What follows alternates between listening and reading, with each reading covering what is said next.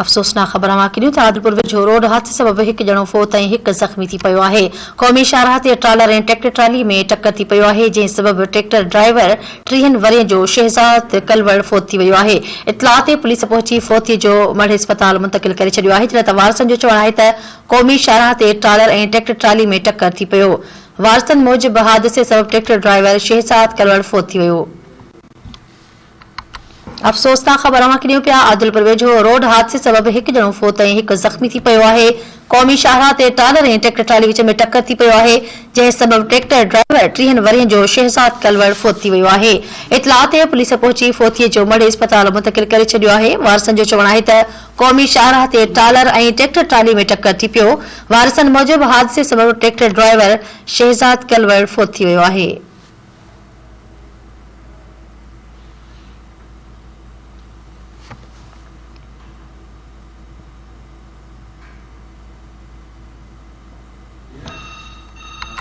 अफ़सोसनाक ख़बर माकिरियूं पिया आदिलपुर वेझो रोड हादसे सबब हिकु ॼणो फोत थी वियो आहे, हिकु ज़ख़्मी थी पियो आहे। क़ौमी शाहराह ते ट्रालर ऐं ट्रैक्टर ट्राली में टक्कर थी पियो आहे, जंहिं सबब ट्रैक्टर ड्राइवर 30 वरियं जो शहज़ाद कलवड़ फोत थी वियो आहे।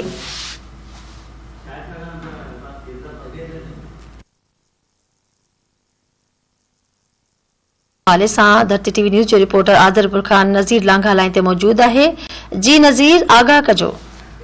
जी बिल्कुल, आदिलपुर शहर जो रहवासी ट्रैक्टर ड्राइवर शहज़ाद कलवड़ जो कमन जो लोड भरियो आदिलपुर खां रोडकी शुगर मिल वञी रहियो त बाईपास ते अचानक पुछाईंदड़ ट्रालर ट्रैक्टर खे ज़ोरदार टक्कर लॻण सबब आदिलपुर वासी 30 सालनि जो नौजवान ट्रैक्टर ड्राइवर शहज़ाद कलवड़ मौके ते फौत थी वियो। उन मौके ते मोटवे पुलिस पहुची फौती खे रोडकी अस्पताल पहुचायो, जितां लाश जी ज़रूरी कार्रवाई बाद वारसनि हवाले कयो वियो। लाश घर पहुचण ते घर में कोहराम मची वियो, जॾहिं त वाक़े जो हिन मामले में कोई भी केस दाख़िल न थी सघियो आहे। जी ठीकु आहे नज़ीर, वॾी महिरबानी तफ़सील ॾियण जे लाइ।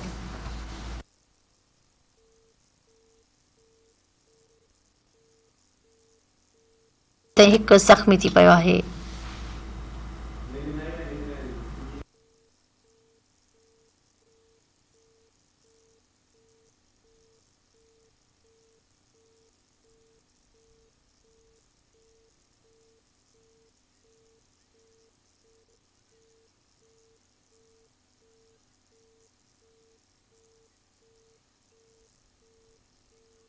जी नाज़रीन, खे अफ़सोसनाक ख़बर ॾियूं पिया। इतलाह ते पुलिस पहुची फोती जो मढ़ अस्पताल मुंतक़िल कयो वियो आहे। वारसनि जो चवणु आहे त क़ौमी शाहराह ते ट्रालर ऐं ट्रैक्टर ट्राली में टक्कर थी पियो आहे। वारसनि मूजिबि हादसे सबब ट्रैक्टर ड्राइवर शहज़ाद कलवड़ फोत थी वियो आहे।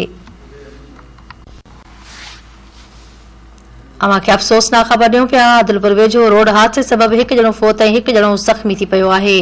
क़ौमी शाहराह ते ट्रालर ऐं ट्रैक्टर ट्राली में टक्कर थी पियो आहे, जंहिं सबब ट्रैक्टर ड्राइवर 30 वरियं जो शहज़ाद कलवड़ फोत थी वियो आहे।